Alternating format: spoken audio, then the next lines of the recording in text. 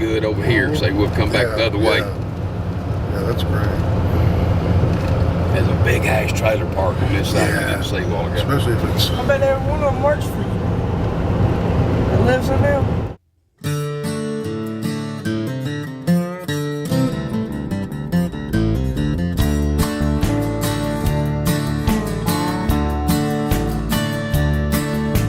People say I'm no good and crazy as a loon. You know, when people think about big business, they want to talk about Wall Street or the big metropolitan areas. You know, the multi-conglomerate corporations that do all this and they make all this money. But here's a guy that with nothing more than a chainsaw and a truck has built his business into a big empire. This thing is generating millions of dollars of business annually, and it's not in the city. We're out in the country. We've got backwoods people doing this work. I mean, if he can get his heart worked on, be back and work in 2 days, we owe him a truck. Get him a truck, a new truck. I don't, you know. My first wife should have killed me. My second wife tried to kill me. And then we'll go on to wife number 3, Lisa. Sitting on the couch late at night, looking out the window at the street light. Wine bottle in a paper sack, half empty on the floor. Leah was wonderful, and just things didn't work out, and now I'm looking for ex-wife number 4. Ron forgot my birthday again. He's a busy man, it's a lot to remember. I am the oldest of the 8 children. It's a very good feeling to know that he's my dad. Ron is my dad. I'm Ron's son, he's my dad. I'm Ron's daughter. I'm 6'4", 360. Ron's my dad.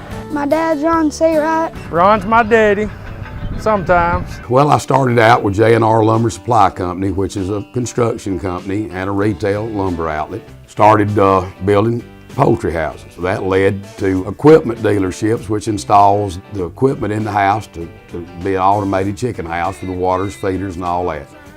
And then, you know, I went into the excavation business because that gave me all 3 things that you needed to build a chicken house, where it was just a one-stop shop. I'm Sam Seawright. I'm 10 years old and I'm in the 4th grade. I can run a bulldozer, excavator, motor grader, tractor, ranger, pretty much any piece of machinery. I've been doing it since I was about 3. I'd like to take over my dad's business when I get older. He builds chicken houses. They stink like shit.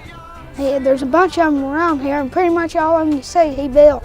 He built somewhere around 8,000 chicken houses. And I started out with me, a pickup truck, a chainsaw, and about 3 kids working for me that didn't know nothing. But that's how we started building them. And we've grown that into building anywhere from 200 to 400 a year. Worst year we've had in the last few years, maybe 20 million. This year we'll do somewhere between 40 and 50. When Dad decides to leave the business, I believe it'll be a toss-up between me and Scott and Matt and Luke who gets control.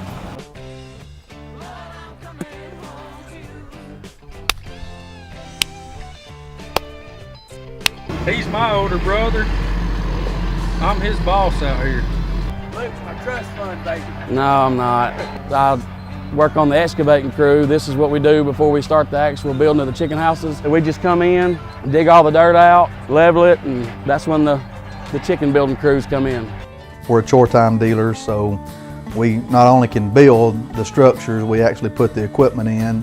And these days, the equipment is as high as the construction. I'd have to stop and count how many different companies we have.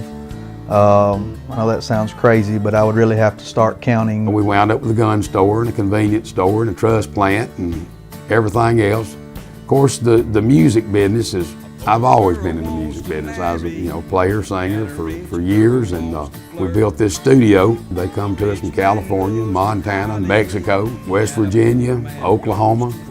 And we just do projects for people. In 2013, I was on season 5 of The Voice. I made it on Blake Shelton's team. I mean, there's so much talent that comes in this place. I mean, it's in the studio, from singers and musicians. I mean, he's got such a strong unit here.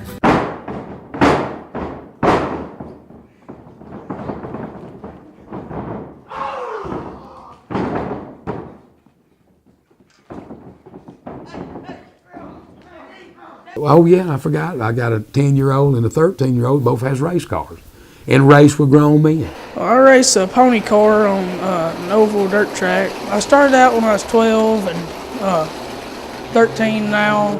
All the other guys I race with are 20, 30, 40 years old. Dad realized that I could actually drive one, bought a couple more of them, still buying them.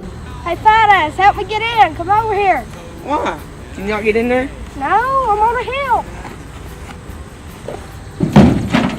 There you go. Thank you.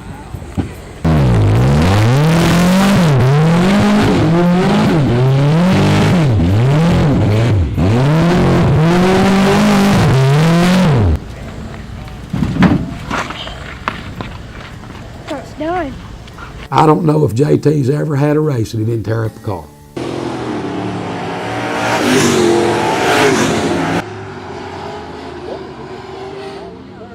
Well, he has his mood swings. He likes it sometimes, he likes it, sometimes he don't. Whenever Mom's here, he don't like it. Whenever she's gone, he does. J&R Lumber, you never know what's going to happen there. It's I go in there every day, and sometimes I feel like I ought to carry a football helmet or wear a helmet on, because I don't know what's coming at me. It's 55 mile an hour from the Georgia line to the Etowah County line, and they don't tell nobody that.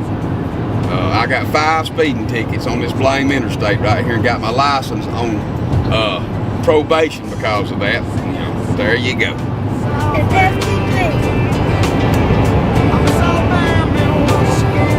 And all the way up and down it, same old thing, every day. Speed trap. Let's get this one. Boom. What about this one? Boom. I got it. Boom. He's the #1 builder, probably in the United States, definitely in the Southeast. What do you think are some of the secrets to Ron's success on how he's managed the business to go so well? Well, I can sum that up in one word. Me. Bottom line. He been. How long you been working with me, Marty? Since you was a kid? Yeah, about 20. How many times I had to run your ass off? Well, a few times. Well, I always let you come back. Yeah, but see, after that first couple times, I know better what to do. See, that's right. I know not to get run off no more. I love the business. My famous saying is, my heart's in poultry, but my butt's in debt. I mean, that's just the way it is, but I love it. I wouldn't want to do anything else. Anytime you operate a business where you have a $200,000 to $300,000 a week payroll, it's tough. You know, rain sets in on us. We may have $2 million, $3 million worth of materials laying around on jobs that you got to pay for, that works your cash flow down, and it's always tough. I'm the most depressed human you've ever seen when it rains. It's always with all these businesses, and he feels a responsibility to all of his employees to keep everybody working through the winter, through the rain, he can't stand to have crews laid off. He's got to, and it really consumes him. His work is a 24-hour-a-day job. 2 things, my family and my employees. I don't have them, I don't have nothing. I wouldn't even work. I'd lay on a creek bank somewhere in a house trailer. Wouldn't do nothing.